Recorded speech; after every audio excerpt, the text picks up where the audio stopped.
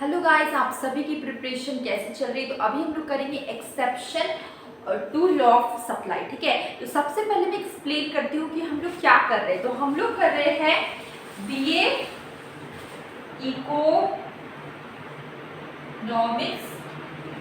Honours. ठीक है, semester 1 का हम लोग कर रहे हैं यूनिट। ठीक है, बीए इकोनॉमिक्स ऑनर्स। ठीक है, इसका बी इकोनॉमिक्स ऑनर्स में जो सेमेस्टर 1 के स्टूडेंट हैं उनके लिए है।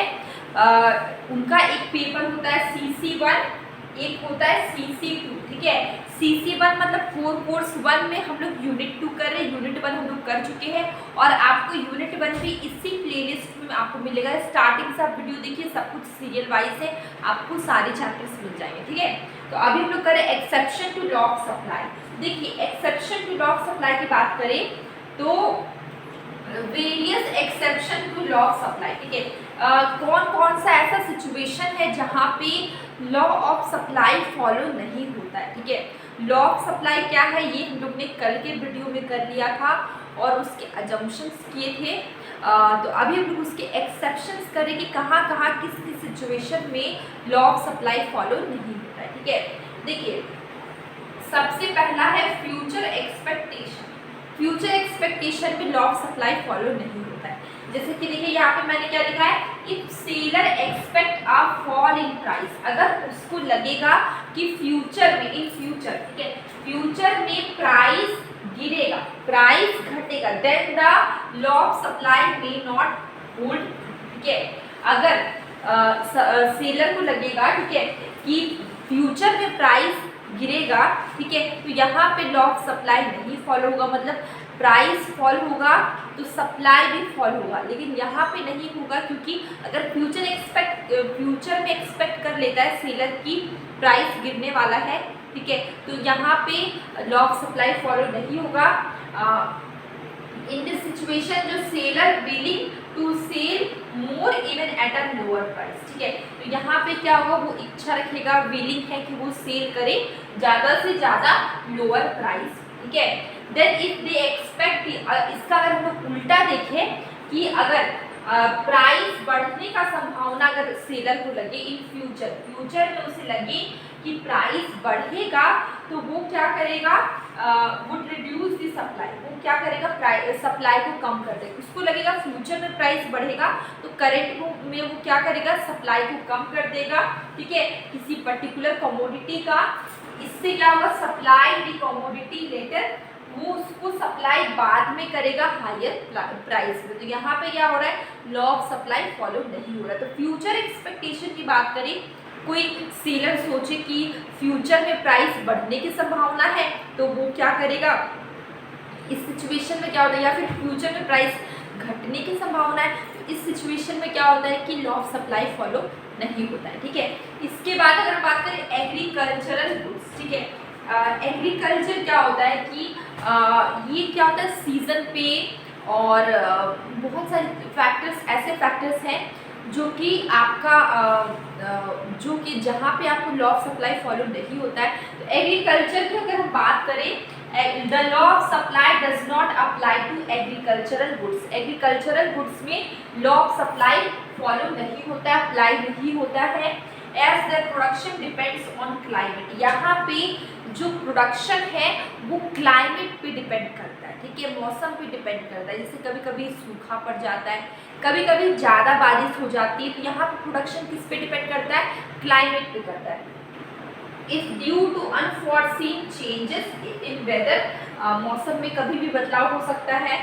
The production of agricultural product is low. ठीक है, जैसे कि कभी कभी कोई घटना हो जाए या कुछ हो जाए, सूखा पड़ जाए, तो क्या होता है, सप्लाई अपने आप कम हो जाएगा। यहाँ पे प्राइस का कोई रोल नहीं है। यहाँ पे एग्रीकल्चर प्रोडक्ट है, क्योंकि ये वेदर पे डिपेंड कर रहा है, ये सीजनल है, तो यहाँ पे प्राइस का रोल नहीं होता, इसलिए यहाँ पे लॉ ऑफ सप्लाई फॉलो नहीं होता। ठीक है, इसके बाद देखिए यहाँ पे है पेरिसेबल गुड्स। ठीक है, ऐसे गुड्स जो बहुत जल्दी खराब हो जाए, जैसे कि वेजिटेबल्स हो गए, फ्रूट्स हो गए, डेयरी प्रोडक्ट्स हो गए, फिश हो गया, ये सब क्या होता है कि आपका बहुत जल्दी खराब हो जाते हैं। यहाँ पे ऐसा नहीं है, prices high, higher the price higher the supply, lower the price lower the supply, ये जो लॉ ऑफ सप्लाई है पेरिसेबल गुड्स में फॉलो नहीं होगा, ठीक है। कभी कभी क्या होता है कि जैसे कि अगर वेजिटेबल्स आप खरीदने के लिए जाते होंगे, शाम का समय होता होगा, ठीक है, तो वहाँ पे क्या आप देखते होंगे सब घर जाना होता है, तो वो क्या करेंगे, वो कम प्राइस में बेच के घर चले जाएंगे, ठीक है। उनको लगेगा अपना सारा जितना भी सामान है सबको ख़त्म करके घर जाना है, तो वहाँ पे वो higher the price higher the supply, lower the price lower the supply, ये लॉ ऑफ सप्लाई फॉलो नहीं होता है, क्योंकि सब्जियाँ होती है वो ज़्यादा समय तक टिकती नहीं है, जो फ्रूट्स होते हैं वो ज़्यादा समय तक टिकते नहीं, तो यहाँ पे लॉ ऑफ सप्लाई फॉलो नहीं होता है। जो पेरिसेबल गुड्स है जो ज़्यादा नहीं टिकते हैं, ठीक है, वहाँ पे लॉ ऑफ सप्लाई फॉलो नहीं होता। इसको मैंने वर्ड्स में लिखे हैं कि in case of perishable goods like vegetables fruits seller will be ready to sell more. यहाँ पे जो वेजिटेबल्स है फ्रूट्स है, सेलर क्या कर रहे हैं, इसको कम प्राइस में भी बेचने के लिए रेडी है, ठीक है, मोर ज़्यादा बेचेंगे if price are falling, it happens because seller cannot hold such goods for long. मतलब कि जो सेलर है वो पेरिसेबल गुड्स को बहुत लंबे समय तक अपने पास नहीं रख सकते हैं, क्योंकि वो खराब हो जाती हैं, जैसे फ्रूट्स खराब हो जाते हैं, वेजिटेबल्स खराब हो जाते हैं, तो उसको ज़्यादा लंबे समय तक नहीं रख सकते, तो इसलिए वो कम प्राइस में भी बेच के अपना काम निपट लेंगे। इसके बाद हम लोग देखते हैं रेयर आर्टिकल्स, ठीक है। रेयर आर्टिकल्स कुछ ऐसी चीज़ें होती हैं जहाँ पे प्राइस मैटर नहीं करती, जैसे कि पेंटिंग्स हो गई बहुत महंगी महंगी, ऐसा कुछ रेयर आर्टिकल्स जहाँ पे प्राइस मैटर नहीं करता है कि प्राइस बढ़ेंगे तो सप्लाई बढ़ेगा, प्राइस घटेगा तो सप्लाई घटेगा, ये आपका लॉ ऑफ सप्लाई है, higher the price higher the supply, lower the price lower the supply. जो रेयर आर्टिकल्स होते हैं वहाँ पे आपका लॉ ऑफ सप्लाई फॉलो नहीं होता। देखिए मैंने यहाँ पे लिखा है कि rare artistic and precious articles, जो बहुत कीमती आर्टिकल्स हैं, are also outside the scope of law of supply. यहाँ पे लॉ ऑफ सप्लाई से बाहर इसका स्कोप है।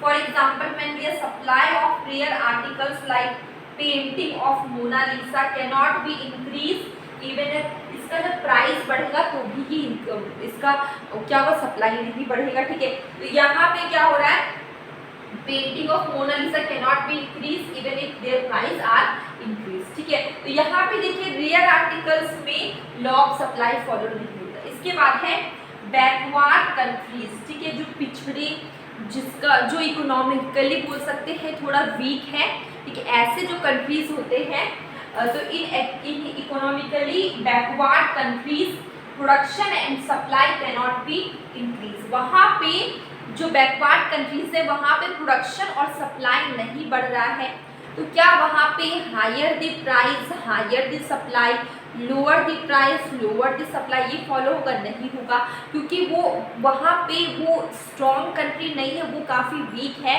तो वहाँ पे क्या होगा कि प्रोडक्शन नहीं बढ़ रहा है, सप्लाई नहीं बढ़ रहा है, तो यहाँ पे लॉ ऑफ सप्लाई फॉलो नहीं होगा बैकवर्ड कंट्रीज में, ठीक है। यहाँ पे मैंने लिखा है कि supply cannot be increase with rise in price. यहाँ पे सप्लाई नहीं बढ़ेगा प्राइस बढ़ने के साथ due to shortage of resource. जो बैकवर्ड कंट्रीज होते हैं वहाँ पे रिसोर्स की काफ़ी कमी होती है, तो यहाँ पे लॉ ऑफ सप्लाई फॉलो नहीं होता है, ठीक है। तो ये बहुत छोटा सा वीडियो था, exception to law of supply, तो बहुत छोटा सा था, तो हम लोग डेली थोड़ा थोड़ा करके सारे चैप्टर्स में कोशिश कर रही हूँ मैं करवा दूँ। और मैं ये बोलना चाहती हूँ क्रॉस इलास्टिसिटी ऑफ डिमांड के मैंने टाइप्स करवाए थे, वहाँ पर क्या था कि 3 टाइप्स थे, तो मैं एक टाइप्स वहाँ पे लिखना भूल गई थी। पॉजिटिव मैंने बताया, नेगेटिव बताया, पर मैंने जीरो नहीं बताया था, तो मैंने उसके ऊपर में zero cross elasticity of demand मैंने लिख दिया, पर मैंने उसका डायग्राम नहीं बनाया, तो ये चीज़ मुझसे छूट गई थी, तो मैंने आपको भी बता दिया। Zero cross elasticity of demand में कभी ना कभी अगर आप बोलेंगे तो फिर मैं zero cross elasticity of demand का भी मैं एक रील या फिर वीडियो में बना दूंगी, ठीक है, अगर आपको ज़रूरत होगा। मैंने डेफिनेशन वहाँ पे मुझे याद आया तो मैंने लास्ट में मैंने डेफिनेशन लिख दिया, पर मैंने डायग्राम नहीं बनाई क्योंकि वीडियो मेरी ऑलरेडी बन चुकी थी, इसलिए मैं आपको एक बार इन्फॉर्म कर दे रही थी। और डेली मैं शॉर्ट वीडियो में क्वेश्चन पूछती हूँ, कभी कभी शॉर्ट कंसेप्ट बताती हूँ, तो आप उससे भी देखिए, आपको काफ़ी हेल्प होगी। और अब हम लोग मिलेंगे कल एक न्यू